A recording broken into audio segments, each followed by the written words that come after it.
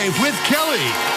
Today, Emmy Award-winning actress Sarah Paulson. And from The Girl on the Train, Laura Prepon. And a performance from recording artist Colby Calais. Plus, Ashton Kutcher takes a seat at the co-host desk. All next on Live.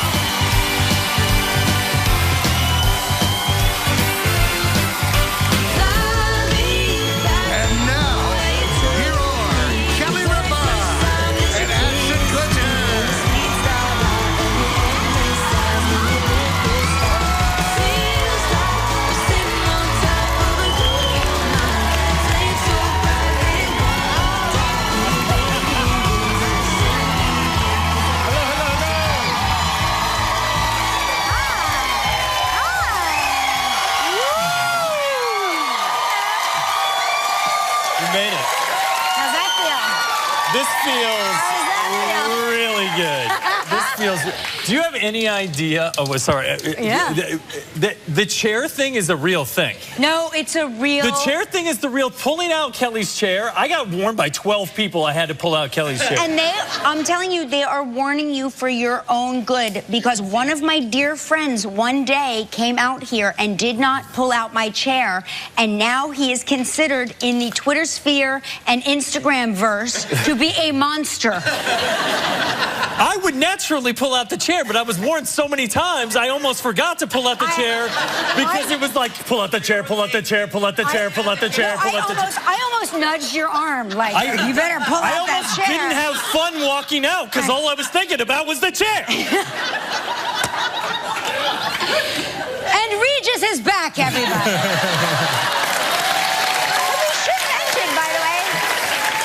This is something else that has to happen. It is Friday, October 7th, 2016.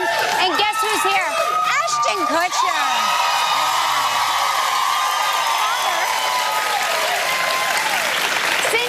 Since you were here last, you've become a father not once, but once and a half times. Once and a half. Yes. Once There's and a baby nearly in twice. there, right? Yeah, we're cooking one. We're making people. We're just making people. Yeah. It's really fun. The beginning part and the end part. It's all fun. Just making people. So explain to me the type of father you are. Are you like in the delivery room having saying helpful things like, you're having a contraction now, honey? Oh, yeah. Yeah. The first one, I was basically a doula.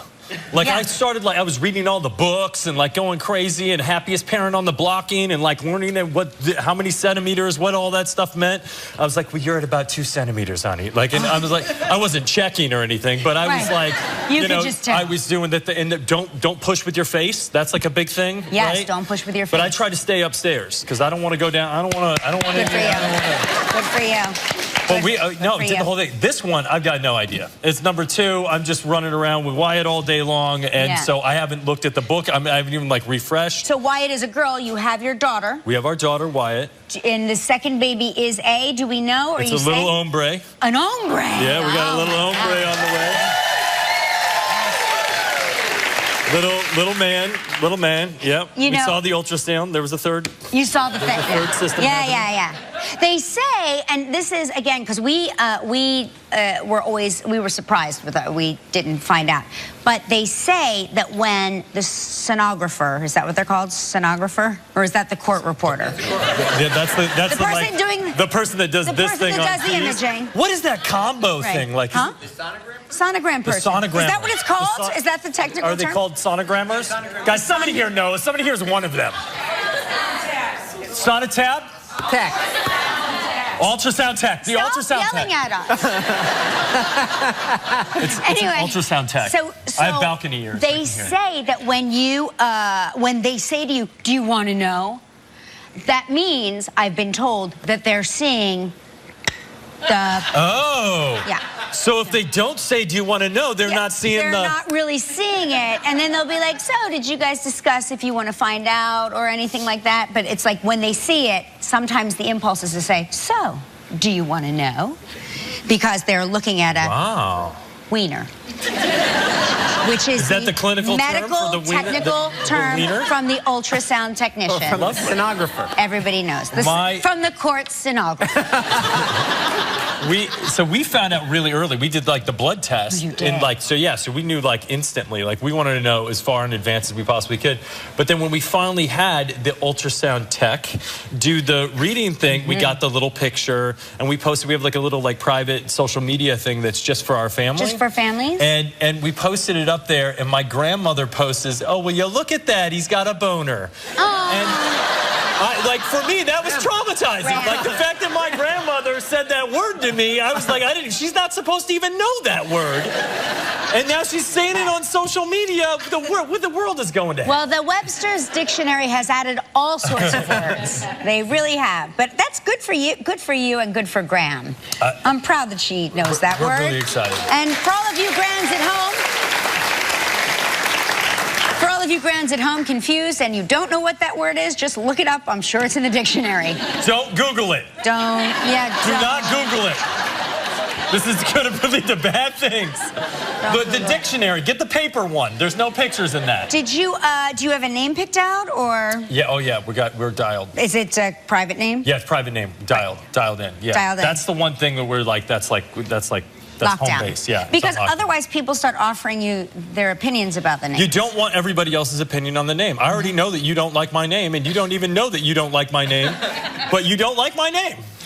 I don't like your name? I'm fairly certain. I love your name. You don't know. No, the name of the kid. Oh, the name of the kid. No, I love the name of the kid, whatever the name of the kid is. Thank you. At first I thought you said dialed in, and I was like, I want like a deal right now.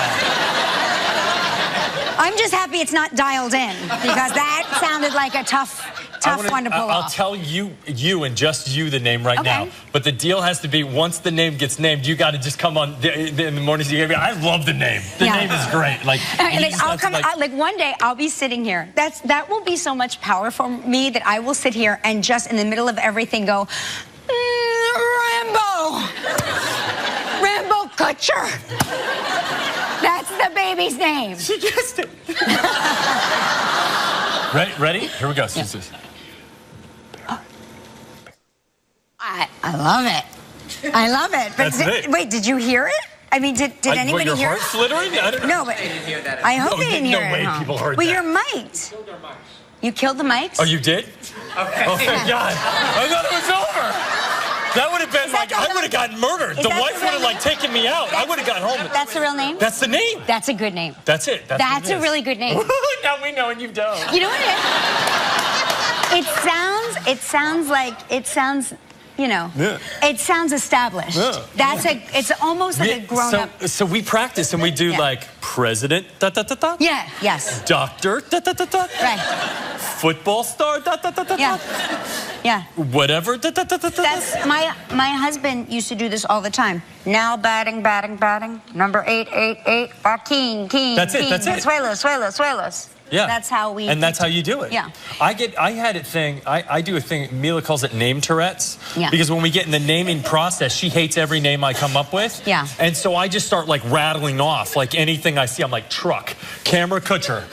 Right. You know, like lights Kutcher, La Luz. Like I'll go multiple languages. Yeah. And she hates it. But eventually, both times, I've landed on the name with name Tourette's. That's it. But you know what? It's working for you. We say, get your umbrellas out, because we're about to have a brainstorm. And so that means you can't make fun of what I'm about to say because we're just throwing out ideas. I want to be in your house when the brainstorms happen. And this is a terrible segue, but speaking of storms, there is a horrible storm hitting Florida right now. Yes. And we have our very own Jim Dolan, who is in Daytona Beach, Florida right now. And let's throw to him and check in. Jim, how far are you from the eye of the storm? Well, still a little bit south of us, Kelly, but we know that where it is, it has already brought 100-mile-an-hour winds, for example, to Cape Canaveral. It is getting closer here. In fact, just a few minutes ago, just before we came on, I spoke with the fire chief, the police chief here. He said for the next 4 hours, they are not answering any 911 calls. You know that this area has been under mandatory evacuation now for a full day. They told folks to get out of here. Those who didn't listen to those warnings and are in their homes, for the next 4 hours are on their own. The fire department department, the police department, they can't risk the lives of their own members to go in and rescue folks. So for the next 4 hours during the muscle of this storm, folks who decided to stay are kind of on their own. The wind, you can look back here, the wind is really picking up now. I don't know how high the winds are here yet. We have heard just south of here 100-mile-an-hour winds. And Kelly, just a few minutes ago, they were telling me that one of the models for this storm actually has the closest landfall. That's when the eye touches ground. The closest it will come to a landfall is right here in Daytona Beach, and that could be right in the next couple of hours or so. And so when will they start to feel the effects of the storm north of Florida? I mean, Georgia and the Carolinas, will that be soon, or is it going to whip around and go back and attack Florida again?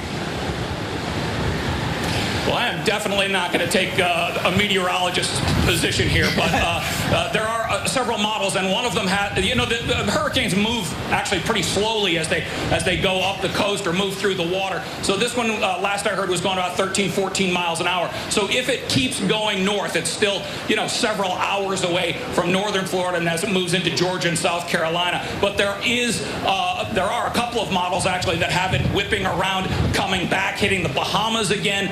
Also hitting landfall in Florida it hasn't made landfall yet, but slamming into Florida a second time. They still don't know exactly what this storm is going to do. Matthew has been unpredictable so far and continues to be. Okay, well, thank you so much, Jim Dolan, and stay safe there, Jim, okay? Yeah.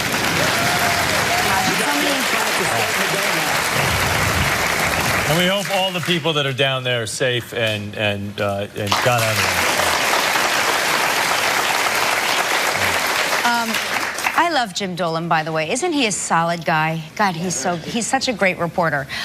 This is the kind of thing, though. They say that, I was reading this story, that women go into labor sometimes during hurricanes. Like hurricanes will, what is that, like a tide thing? What is that, Gelman? You're a doctor.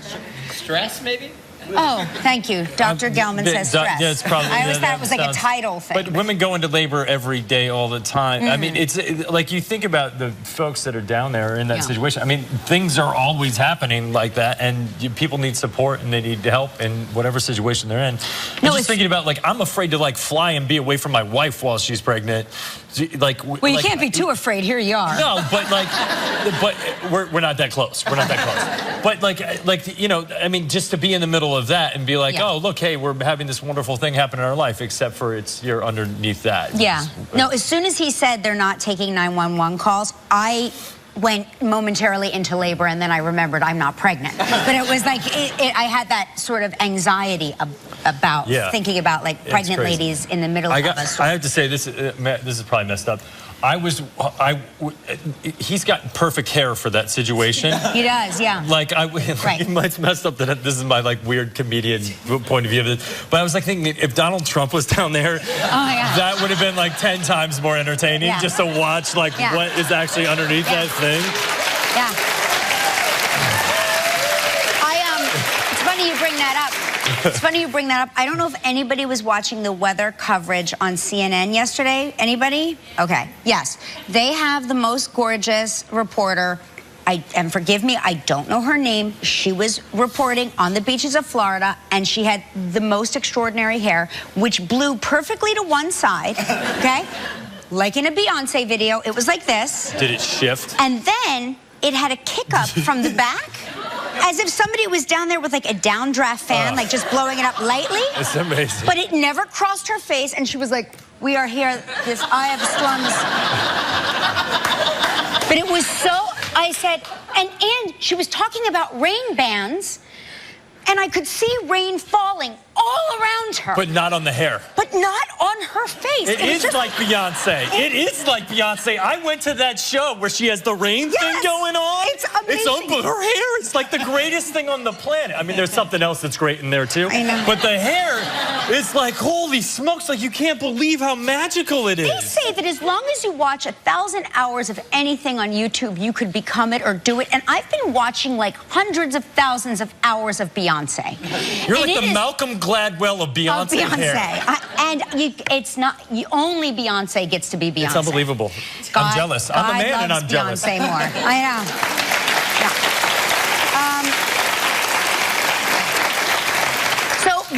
do you want to get to the boards really quick? Okay, I guess I'll have to save the funky graffiti for another time, even though the audience deserves to see it, but you don't... Maybe later if we have time. Maybe later. Okay. Hey. We got a great show. Like this is an all Ashton Kutcher show. I feel like it's my line. This is Sarah Paulson is here. Sarah Paulson, who I have a connection with. Yes, you have a connection with. And now there's a newcomer on the scene you may have heard of. Her name is Laura Prepon. Yeah. Here. I call her Pre. You call her and Pre. I'm very upset with her right now, so Why? I'm happy to see. Why are you upset with her? She just announced this engagement. I had to find out in the news, and she's my friend. And it's like, it's weird like that. Yeah. It's like, and by the way, it's not just a random engagement, it's an engagement to another friend of mine. Oh, are you So that I'm double upset that neither of them told me. And I got off the plane in New York, and they're like, what? What? And it's weird, too, because it's a homie that Mila and I and Laura, and we all used to hang out 20 years ago. And when Mila and I got engaged, Pri was like, what? This is crazy. You guys, it was like 20 years ago, and you were friends, and no one saw this coming, and now you're engaged, and I have to find out this way. They were friends 20 years ago. They're all my friends, and everybody's hooking up, and it's weird. I sure do like her fiance. He's great. He's a great actor. Yeah, good dude. I saw him on Broadway, and I was like blown away by him. He's a solid chap. Solid chap. Okay, good. Because I also- like my Prepon being taken care of by a solid chap. Me too. We also have a performance by Colby Calais. Do you have a connection to Colby Calais? I have a connection to Colby Calais in so much as Bubbly is on my chillax playlist. Oh, okay. I like that. Because it starts in your nose and goes to your toes. Starts in your nose. Yeah, that's a good chillax song. It's really chillax. Anyway, this is an all Ashton Kutcher show. Really And we're going to talk about your Netflix series later on. Yes. Whether you like it or not, we're going to talk about it. Okay, good. Okay, and it's time for, oh, wait, turn on your lightsaber. Wait, hold on, show me the, okay, Yeah. ready? Yeah. It's time for Takeoff Travel Trivia.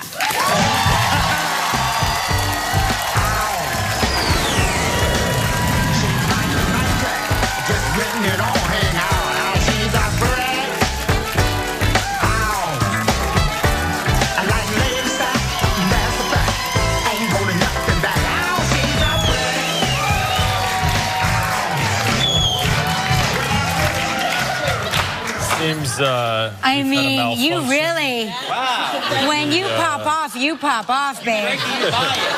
Oh, looky there, he doesn't have a... Yeah. Hey, let's acknowledge our Your trivia Schwartz dancer. is bigger than my Schwartz. I see your Schwartz is as big as mine. That's Haley Miller from Monroe Township, New Jersey.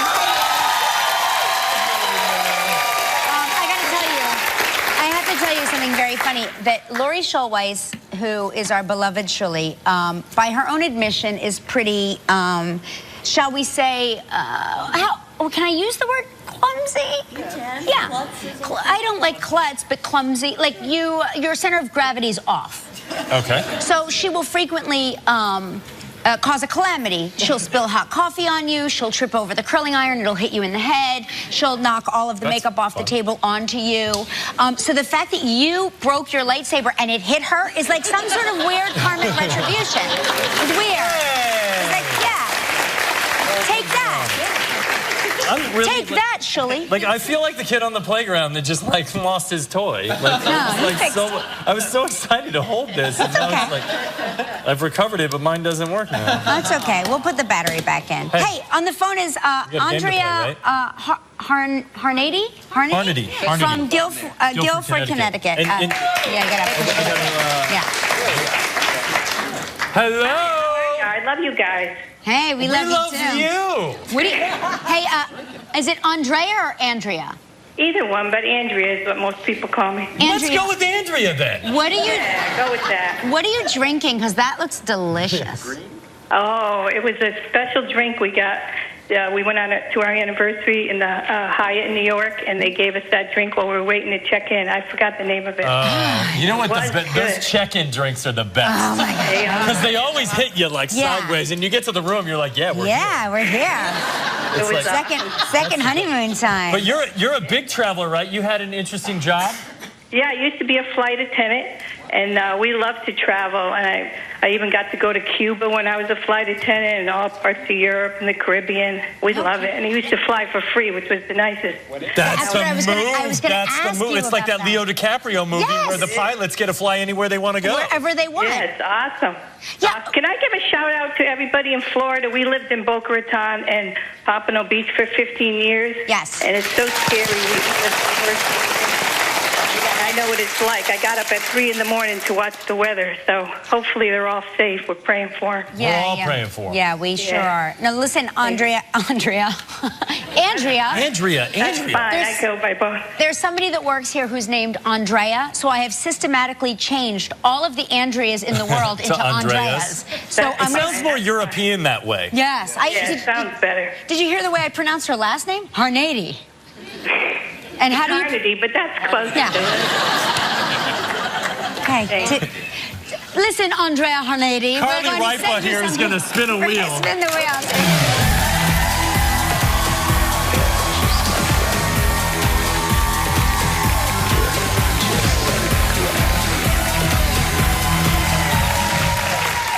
That was a great prize. The Galley Bay Resort and Spa in Antigua, 7 days and 6 nights in a deluxe beachfront room. That sounds deluxe. Oh, cute. I'm excited. Antigua. Listen to this. I mean, it's no Cuba, but... Yeah. No, I'll take it.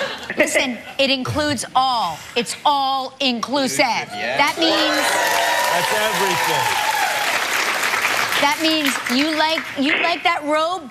Put it in your suitcase. And if they don't have one of those drinks when you get to the hotel, I'll send one for you. Yeah. Oh, thank you, Ashton. This trip is provided in part by Hotels.com. It's a prize valued at $9,300. You have 20 seconds and only one guess. Good luck.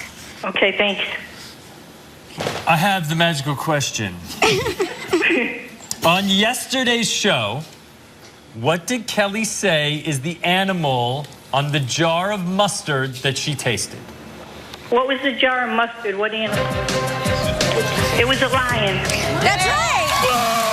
Congratulations. You and a guest will enjoy 7 days and 6 nights at the Galley Bay Resort and Spa in Antigua, an intimate hideaway for discerning travelers. The Galley Bay Resort and Spa is an all-inclusive beachfront resort situated on 56 acres of private paradise. Enjoy a 3/4-mile long stretch of beach on the sunset side of Antigua. A new fitness center, coffee shop, and rum bar, and much more. Your price is valued at approximately $9,300.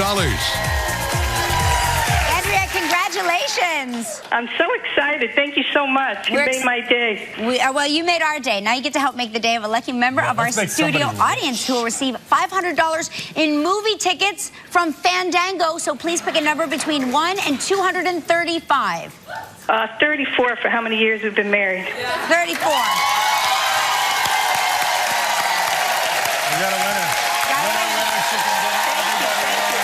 Big show with Sarah Paulson. We return.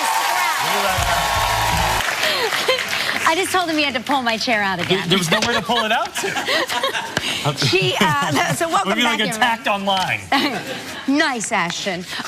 She stars in her 6th season of American Horror Story, Terrifying. and she just won an Emmy Award for her portrayal of Marcia Clark in The People vs. O.J. Simpson. Please welcome back to the show, Sarah Paulson. Yes.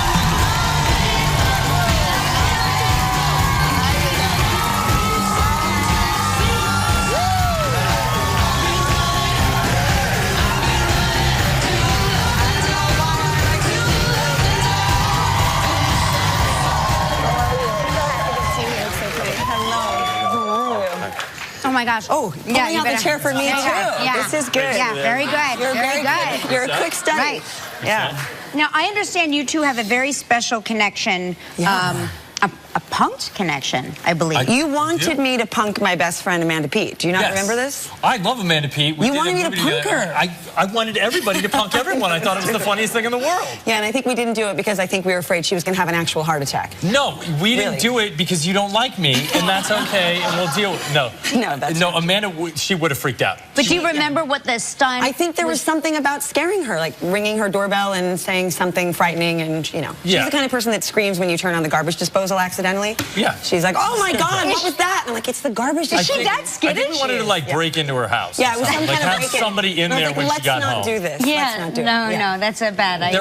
They're all horrifying when you hear them pitch, but when they happen, they're funny. I also didn't think I was going to be able to do it without laughing. I thought I was going to totally give it away. I have to congratulate you on, I can't believe I'm about to say this, you just won your first Emmy Award. Well, you've been nominated like 6 times, right? Yeah. I would think you would have 6 Emmy Awards. But every single time you were the predicted winner. A couple of those times I was the predicted winner, and I really did not win. So yeah. So I won this time, which was really great. It is better. The winning part is better than the. But so wait, so are you just like chill out? You're like, okay, another year, another Emmy nomination, not gonna happen. Like right before the category, and they're about to say your name, your heart. No matter how much you've sort of calmed down and thought whatever happens, happens. You think, oh God, if they say my name, I'm gonna have to get up there. I'm gonna have to talk, which is. I do think it's funny. There must be something like somebody has to get up and give the speech where they stand up and go, guys. It really is so much better to win. It's not just an honor to be nominated. Right? No, that would be a funny speech. Did you say, because you have to sort of like pre-prepare the speech, did you save the old speeches from when you didn't win? Like, you should have done like a compilation, like, this is my speech from this performance. This would have been from season 1, season 3, season 5. No, I didn't, but I did write one down, which I did. But Marsha Clark was your date. She was. To the Emmys. I did, I brought her. And what was that like? Was she like, did she freak out? I think she was very moved by the whole experience and very surprised by the warm reception she received, and obviously that was a new experience for her. I forgot, there were times during watching that series that I forgot I was watching a series because I had watched the trial so closely, as did the rest of the country, and when I was watching you, I forgot that you were you, and I thought you were Marsha Clark. So you I have a confession, I am Marsha Clark. I knew it. I knew it. I know it. You were right. I have one question. Yeah. Did you get to meet Kato Kaelin? Because that guy's amazing. No, but he tweeted something at me. Did he? Yeah. You're in communication with Kato Kaelin? I did not respond to Kato. Holy smokes. But, you know, I could. I wonder if he still has that great hair. I Talking think about it's the hair. shorter, but still quite... flowy. Whatever. It has movement. It has movement. It has movement. It's a little bit like, windblown. Oh my gosh. Okay, wait, we have to take a commercial break. When we come back, we are going to talk about the role that doesn't require a wig. Imagine that. No wig. We'll be right back to Sarah Paulson. I'm clapping for myself. Yeah, I know. God bless me. You're amazing. That's Why do you clap for yourself, Paulson? No, why do you refer to yourself in the third person? Because it's worth it. Because it's so important to celebrate yourself. This movie, Blue Jay, yes. It's about a couple that reconnects after like 20 years. But the interesting thing about the movie that I read up on it was that there was no script for the movie. No, there was an outline that Mark Duplass came up with full scope of the story, but most of it is improvised. And we did it in 7 days. Who's one of the creators of my very favorite show of all time, Togetherness, which was canceled, and then I went into seclusion. Yeah, I'm not. If you've never, it was a really special show. It's a special show, with a great performance by Amanda Peet. Well, you can't see it anymore because it got canceled. But anyway, I always like hear about it, and then but now isn't it like can't we just DVR all? Yeah, you can. Yeah, you can. You can. So I can watch it. Yeah. So was that your role without a wig? The first time I've done something without contacts, a wig, no mole. Well, in like 10 years probably. That's unbelievable. And did you freak out? Were you like, now what? Well, I did feel a little bit of that feeling of I've got nothing to hide behind. There's something, you know, how sometimes you wear glasses and a wig and, you know, have an accent, and sometimes you feel a little more hidden, and it's sort of you can sort of puppeteer the character. You can. But when it's like when it's just you and your face and your own hair, you feel like people can feel a little exposed. People can see the scars. Yeah, you're just like you're really looking at me. Nothing to hide behind. Scary. Well, I look forward to seeing this movie. It opens in select theaters today, and it will be on demand on October 11th. Yes. Which I love. So make sure you check out Sarah Paulson and DJ. I'm doing myself. And Laura Prepon.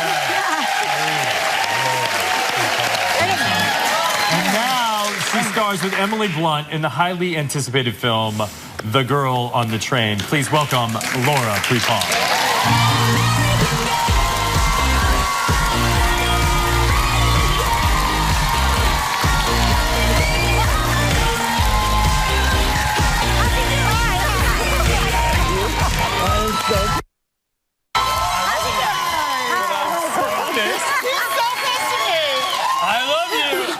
Pretty too. Thank you. I am so pissed at you. Look, this is unacceptable. This kind of thing is unacceptable. But if anyone understands the private lives, I get it. You get it. I get it. But private lives include friends. That's what happens. Like, I shouldn't find out when I get off the plane. I've been in prison. I have limited communication to people.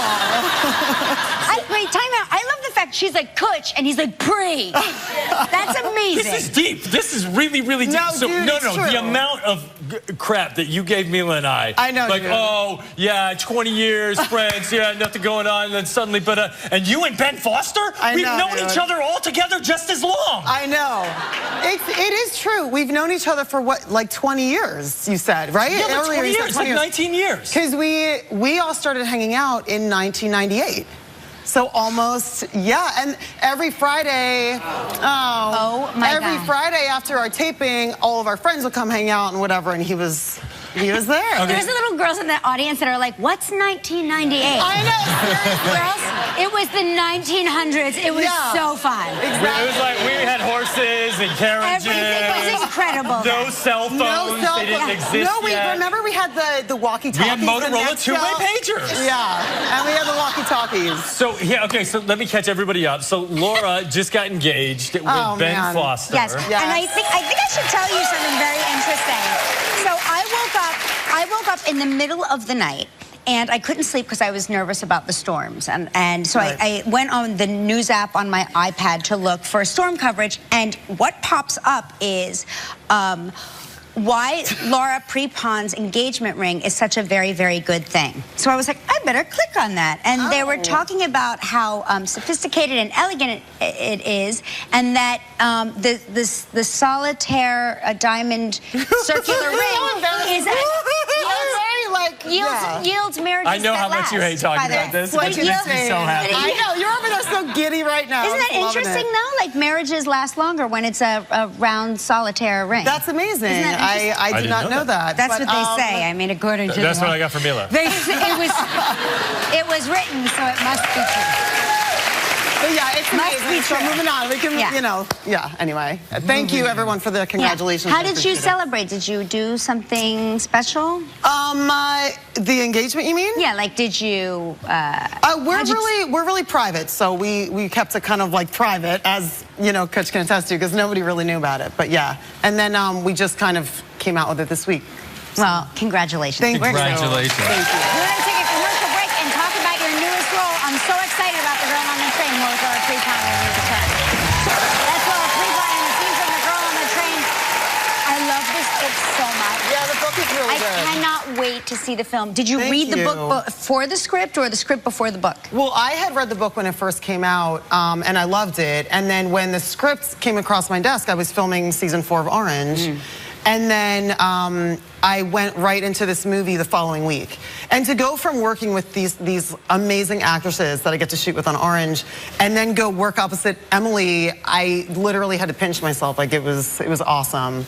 This is the most excited I've been in a long time. It's really good. I just saw it for the first time at the premiere on Tuesday, because I don't really watch a lot of stuff that I'm in or whatever, but it was wonderful. It's so good. All the acting is so good. And it's supposed to be like really close to the book, right? Like, it is. It totally is. And there was a crazy thing I was reading about how the screenwriter took on the book, Mark Platt, like the producer, took on, and it had the screenwriter write it. And the screenplay actually came out the same day that the book got published. Oh, how interesting. Yeah, it was I didn't know that. Is that true? Yeah, like That's cool. The screenwriter took it on, started writing it, and they published the screenplay the same day that they published the book. But they're really, really close, right? Yeah, I feel like the homage that we pay the book is pretty accurate, and I feel like we do a really good job. And, you know, I'm used to working on projects that are based on books because, you know, Orange is the New Black was a book. Yeah, sure. Right.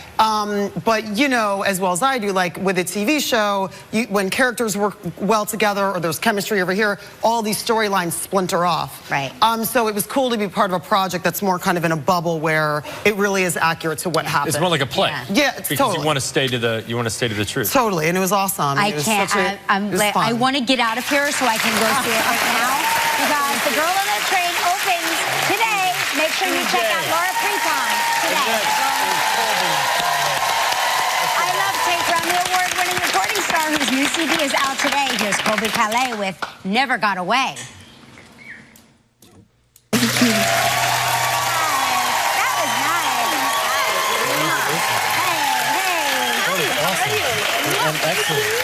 That's like sitting around a campfire. Yeah? Like listening to you guys, like I feel like I'm sitting around a campfire. Perfect. That was I just cool. want to remind everybody or tell everybody that you got engaged. Congratulations, you two. I feel like I watched you grow up. Everybody's getting engaged everywhere. It's just happening. And Ashton also did not know about that. So make sure you pick up Colby Calais' new CD. It's out today. You're going on an acoustic tour. It kicks off in Napa Tomorrow. Fantastic. Okay. Thanks for being here. We're going to see Ashton's new TV show when we come back. Stick around. To listen to. Welcome to Live TV. Hey, now that's a scene from The Ranch. Of course, you're not just an actor on the show. You're an executive producer. Yeah. So this is part 2 of season 1. That's right. But everybody can go to Netflix and order part 1 of season 1. You can watch the whole thing. There's like 20 episodes now that are live on Netflix that people can watch. This thing is like a super passion project for me. It's like if a country song became a TV show. Yeah. That's what it is. Oh my gosh. And it's like a lot of the inspiration is drawn out of like the way I grew up, where I come from. And I get to work with Sam Elliott. I get to work with Danny Masterson from the 70s Show. I mean, it's legitimately one of the greatest jobs I've ever had, other than this. and just so you know, they both just recently got engaged. They didn't tell you. I'm just kidding. Nobody tells me anything.